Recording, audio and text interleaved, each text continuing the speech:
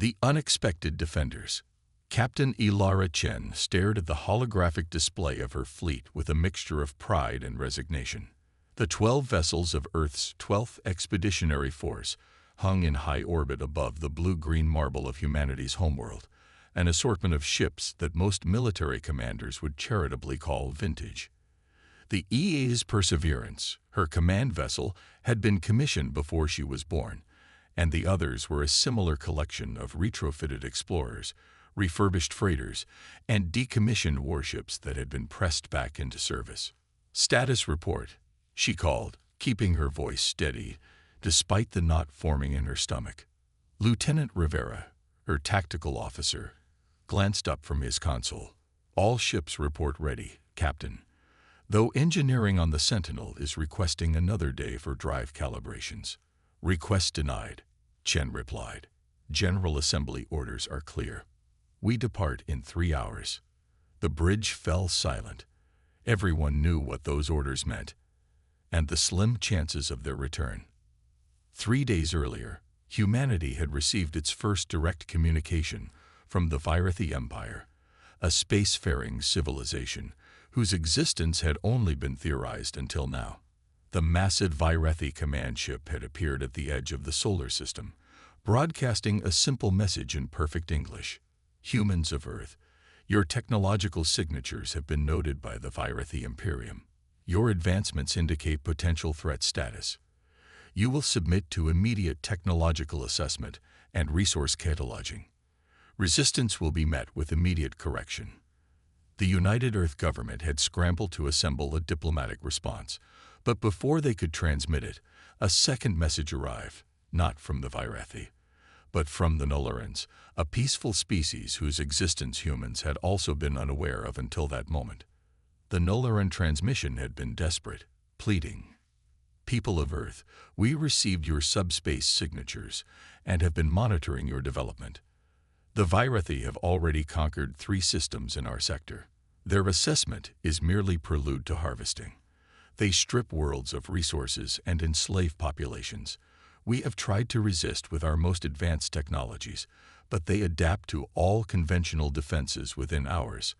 Our civilization faces extinction within 30 days.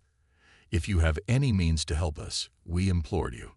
The General Assembly had debated for 48 hours straight. Earth's primary defense fleets were scattered across 3 colonies, protecting humanity's fragile expansion into the stars.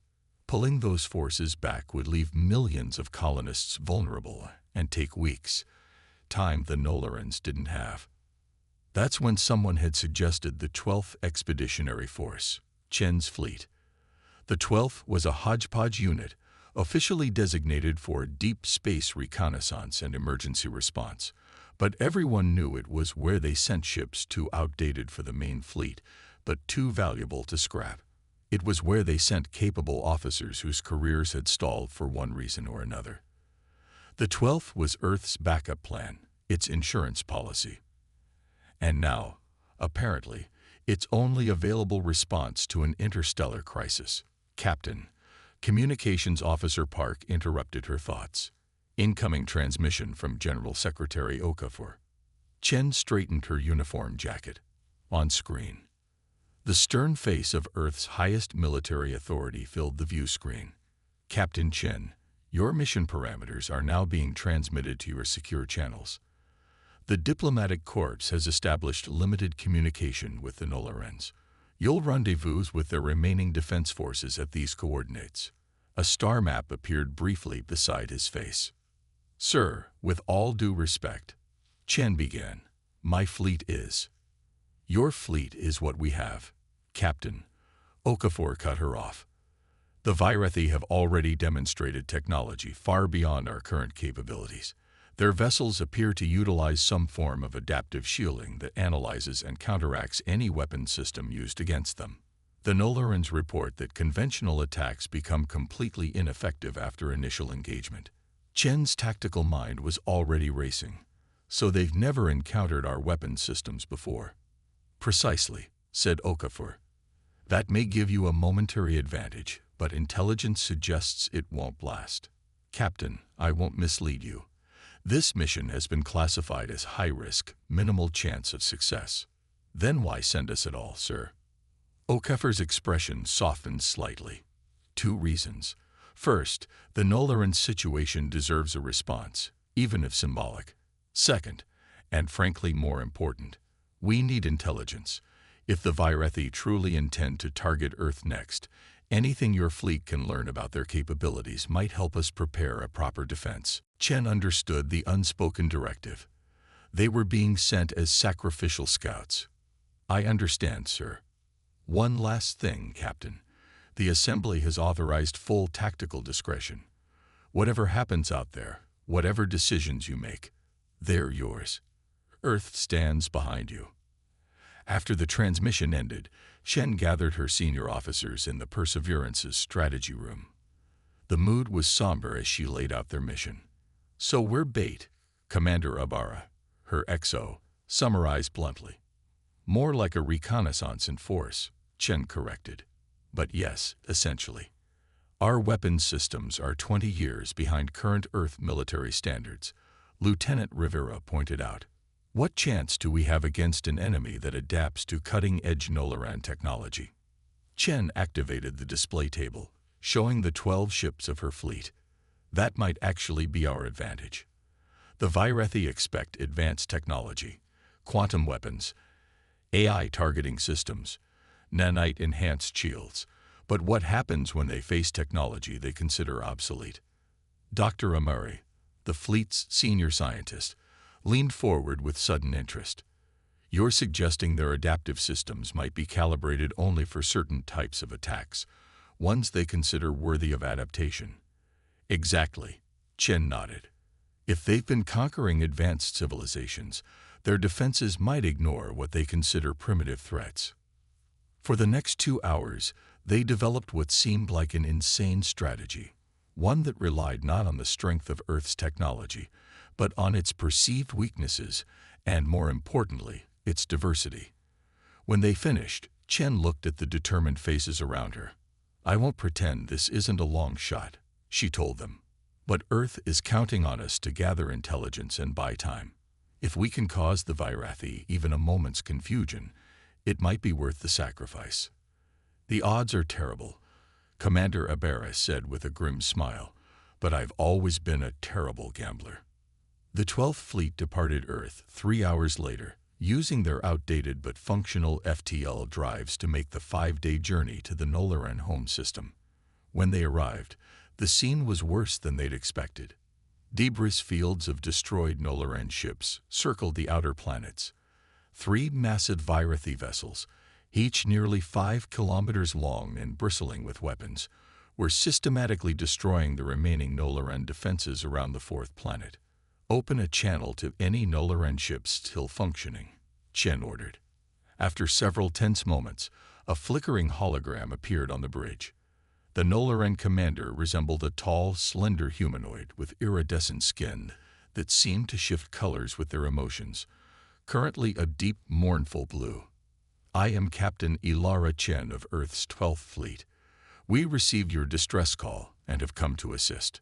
The Nolaran's colors shifted to a surprised purple. Captain Chen, I am Defense Coordinator Talon. We did not truly expect a response. Our scans indicate your vessels are. They paused diplomatically. Not what you were hoping for. Chen finished. I understand. Nevertheless, we have a plan. Can your remaining ships coordinate with mine? Talon's skin rippled with a pattern that might have been skepticism. The Virethi adapt to all weapons after minimal exposure. Our most advanced quantum phase cannons were neutralized after only 3 direct hits. Then we won't rely on advanced weapons, Chen said. Defense Coordinator, I need detailed scans of the Virethi vessels and information on every weapon you've already used against them. As the Nolaran data streamed in, Chen's tactical team worked frantically to refine their strategy. The Virethi ships were technological marvels, their hulls composed of intelligent metals that redistributed energy from attacks, their shields capable of analyzing incoming weapons and reconfiguring to neutralize them. They're approaching the inner defense perimeter, Rivera reported. Nularan planetary shields estimate to fail within 2 hours. Chen took a deep breath. All ships, battle formation Delta. Prepare to engage on my mark. She turned to her communications officer. Broadcast on all frequencies, including the obsolete radio bands. The bridge crew looked at her in surprise. Trust me, she said firmly, and make sure the message goes out unencrypted. Minutes later, the 12 Earth vessels moved into position, spreading out in a loose formation that would have made any military tactician cringe. The Virathi ships seemed to barely notice them at first, their massive forms continuing their methodical destruction of Nularan defenses. Then Chen gave the order. All ships, execute Protocol Thunderbird. Across the 12th Fleet, officers activated systems that hadn't been used in organized combat for decades. The EA's Challenger and Horizon fired salvos of conventional missiles, not the plasma warheads or quantum-tipped varieties used by modern fleets, but simple kinetic projectiles with minimal guidance systems. The Virathi ignored them at first, until the missiles detonated, not against their shields but in carefully calculated positions around their hulls. The explosions themselves did no damage, but they created clouds of particulate matter that obscured the Virathi's sensor systems. Meanwhile, the Endeavour and Pioneer activated massive electromagnetic pulse generators, crude by modern standards, but extraordinarily powerful. The bursts of electromagnetic energy washed over the Virathi ships, causing momentary fluctuations in their shield harmonics. They're reorienting toward us, Rivera reported. Shields adapting to the EMP bursts. Good, Chen said. Phase 2. All ships execute Protocol Hydra. The remaining Earth vessels began transmitting contradictory electronic signals, some mimicking Nularan command codes, others broadcasting what appeared to be Earth military communications, but were actually excerpts from 20 different Earth languages, none of them using standard translation protocols. The Virathi response was immediate. Their largest vessel turned away from the Nularan defenses and fired a devastating energy beam at the Perseverance. Chen's ship shook violently as the beam struck, but the ancient ablative armor, considered hopelessly outdated by modern standards, absorbed the energy differently than the Virathi expected. Instead of being penetrated cleanly, the armor boiled away in layers, dispersing the beam's energy. Damage report, Chen called as the bridge lighting flickered. Armor down to 42% on the starboard side, Rivero replied. But primary systems still operational. Captain, they're recalibrating their weapons. All ships, continue jamming protocols and evasive maneuvers, Chen ordered. Nularan forces, target these coordinates now. On her tactical display, Chen watched as the desperate gambit unfolded. The confused Virathi ships, their sensors overwhelmed by contradictory data and unexpected resistance, had temporarily shifted their adaptive defenses to counter the crude Earth weapons, leaving gaps in their shields where they considered Nularan weapons already neutralized. The remaining Nularan defense platforms fired their quantum phase beams through these gaps, striking the Virathi vessels directly for the first time in the conflict. One of the smaller Virathi ships listed noticeably, venting atmosphere from a newly torn gash in its hull. It's working, Commander Ibarra breathed. For now, Chen cautioned. They're already adapting. Begin Phase 3 immediately. As the battle intensified, Chen watched the Virathi ships' movements become increasingly erratic. Their perfectly coordinated attacks faltered as they struggled to prioritize targets and countermeasures. The 12th Fleet's hodgepodge of outdated systems was creating a chaotic battlefield the Virathi's adaptive technology couldn't easily categorize. But Chen knew it wouldn't last. Already the Virathi were beginning to systematically neutralize each type of attack. 2 Earth vessels had been heavily damaged, and the others couldn't sustain their current tactics much longer. Captain, Rivera called out, the Virathi command ship is launching smaller vessels, hundreds of them. Chen stared at the display as swarms of fighter-sized craft poured from the largest Virathi vessel. They're adapting their strategy. All ships, prepare for Phase 4. The bridge crew exchanged grim looks. Phase 4 wasn't a strategy. It was a last resort. Humanity's greatest weapon. The swarm of Virethi fighters spread across the battlefield like a metallic plague, their movements eerily coordinated. Unlike the larger vessels, these smaller craft appeared designed for rapid adaptation, their hulls shifting configuration as they approached the Earth fleet. "They're scanning each of our ships individually," Dr. Ameri reported from the science station. "Cataloging our weapons, defenses, drive signatures, everything." Captain Chen nodded grimly. As expected, they're learning. The first wave of fighters reached the EA's horizon, Chen's second oldest vessel. The ship's point defense systems, conventional railguns firing depleted uranium shells, managed to destroy several fighters, but dozens more surrounded it, firing precision beams that systematically disabled its engines and weapons. Horizon reports critical systems failure, Communications Officer Park announced. Captain Mendoza is ordering evacuation. Chen watched the life pods eject from the stricken vessel, her jaw tight. Perseverance will cover their retreat. All other ships continue executing Protocol Hydra. The battle devolved into chaos as the Earth fleet scattered, each ship using increasingly desperate tactics.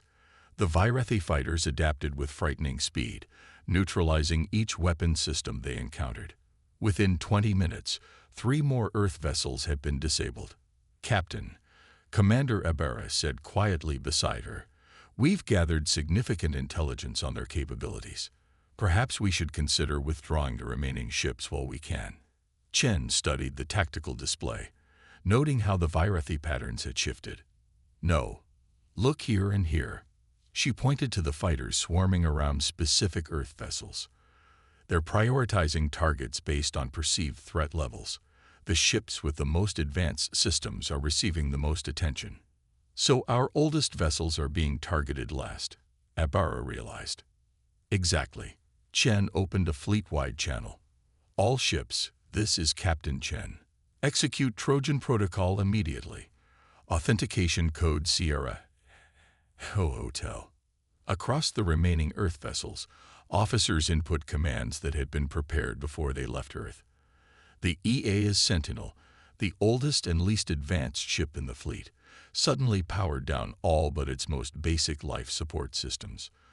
To external sensors, it appeared critically damaged or abandoned. Meanwhile, the Perseverance and 3 other vessels initiated aggressive maneuvers, their weapons systems firing at maximum capacity, drawing the attention of the Virethi fighters and capital ships alike. "They're taking the bait," Rivera reported. "Virethi forces are concentrating on our active ships. Sentinel is being ignored." Chen nodded. "Sentinel, you are clear to proceed. Good luck." The apparently disabled Earth vessel began a slow drift toward the largest Virethi command ship, its minimal power signature virtually invisible among the debris of battle. On board the Sentinel, a specially selected crew was enacting the most desperate part of Chen's plan. "Keep their attention focused on us," Chen ordered her fleet. "All ships, execute random weapon cycling patterns. Don't give them time to establish adaptation baselines." For 15 excruciating minutes, the remaining Earth vessels endured punishing fire from the Virethi forces. The Perseverance shuddered repeatedly as adaptive energy beams found weak points in its aging armor. Damage reports flooded in from all decks. "Hull breaches on decks 4 through 7, Rivera reported. "Emergency force fields holding at 30%. Maintain position," Chen ordered, her eyes fixed on the tactical display where the Sentinel's beacon showed its inexorable approach to the Virethi command ship. When the Sentinel reached its designated position, unnoticed in the shadow of the massive alien vessel, Chen opened a direct channel to its captain. "Commander Ortiz, status." "In position, Captain," came the reply. "Package is ready, awaiting final authorization." Chen took a deep breath. "Sentinel, you are authorized to execute Phase 5. Deep within the Sentinel, a team of Earth's most unorthodox scientists activated a device that represented humanity's true secret weapon, Not advanced technology, but the opposite. They created what they called a technological singularity bomb, a device that emitted no energy signatures the Virathi could recognize because it operated on principles abandoned by Earth centuries ago. The device utilized vacuum tube electronics, mechanical computing mechanisms, and analog transmission systems considered antique even by the standards of the 12th Fleet. Its power source was a carefully shielded nuclear fission reactor, inefficient and primitive, but completely alien to the Virathi's detection systems, which were calibrated for fusion, antimatter, and quantum energy sources. When activated, the device began broadcasting on frequencies so outdated they weren't even monitored by modern communication systems, AM radio, shortwave bands, and early digital protocols. The content of these broadcasts was equally unusual, a carefully curated selection of Earth's most divergent cultural phenomena. Thousands of contradictory philosophical texts, religious doctrines, political manifestos, musical compositions, and mathematical proofs, all transmitted simultaneously. For a species like the Virathi, whose technology and biology had evolved around perfect unified consensus and logical progression, the chaotic burst of contradictory human thought was more disruptive than any conventional weapon. Sentinel reports device activated, Park announced. Transmission underway. For several moments, nothing seemed to happen. The Virathi continued their methodical attack on the Earth fleet. Then, suddenly, the fighters nearest the command ship faltered, their perfectly coordinated movements becoming erratic. "It's working," Dr. Ameri breathed, watching her sensors. The Virathi command ship's energy signature is fluctuating wildly. Chen leaned forward. "All Nulleran forces, target these coordinates now. Earth vessels, concentrate fire on the designated fighter groups." The battlefield transformed as the Virathi command and control system collapsed into confusion. The fighters, suddenly bereft of their central coordination, either froze in space or began attacking in random, ineffective patterns. The larger vessels' adaptive shields fluctuated, creating momentary vulnerabilities that the desperate Nulleran and Earth forces exploited without mercy. "The command ship's main reactor is destabilizing," Ameri reported. "Captain, I'm detecting massive energy fluctuations throughout their fleet." Chen opened a channel to all ships. "All Earth and Nulleran vessels, retreat to minimum safe distance immediately. Sentinel, initiate emergency evacuation." The surviving ships limped away from the Virathi fleet as quickly as their damaged systems would allow. Behind them, the massive Virathi command ship's lights flickered and died, its adaptive hull suddenly rigid and lifeless. The smaller vessels followed suit, their coordinated attack dissolving into disarray. Sentinel reports all personnel successfully evacuated, Park announced. "Life pods are clear." Chen watched as the abandoned Earth vessel, still broadcasting its chaotic stream of human thought, remained attached to the dying Virathi command ship. "All ships, prepare for shockwave." Minutes later, the Virathi command ship's overtaxed systems reached critical failure. The explosion tore through space, consuming the Sentinel and several nearby fighter craft. When the light faded, the two remaining Virathi capital ships drifted powerless, their once fearsome adaptive systems unable to process or respond to the flood of contradictory information that had overwhelmed them. 3 days later, Captain Chen stood in a hastily prepared conference room on the Nulleran homeworld, facing a council of iridescent aliens whose skin now pulsed with colors she recognized as amazement and gratitude. "We have studied the data from the battle," Defense Coordinator Talon said. "Your strategy was incomprehensible to us at first. The Virathi adapt to technology. Their entire evolution has been based on assimilating and improving upon encountered species advancements. Yet you defeated them with obsolescence and chaos." Chen smiled slightly. "That's humanity's greatest strength, Coordinator. We don't evolve in a straight line. Earth has thousands of cultures, religions, and philosophies, many of them contradictory. Our technology develops in fits and starts, often preserving outdated systems alongside cutting-edge innovations. The device you deployed, another Nolaran counselor said, it transmitted information that our linguists cannot reconcile. Opposing viewpoints, contradictory mathematical proofs, artwork that follows no discernible pattern. Human culture, Chen nodded. The Virathi expected logical progression. Their adaptive systems are designed to identify patterns and counter them.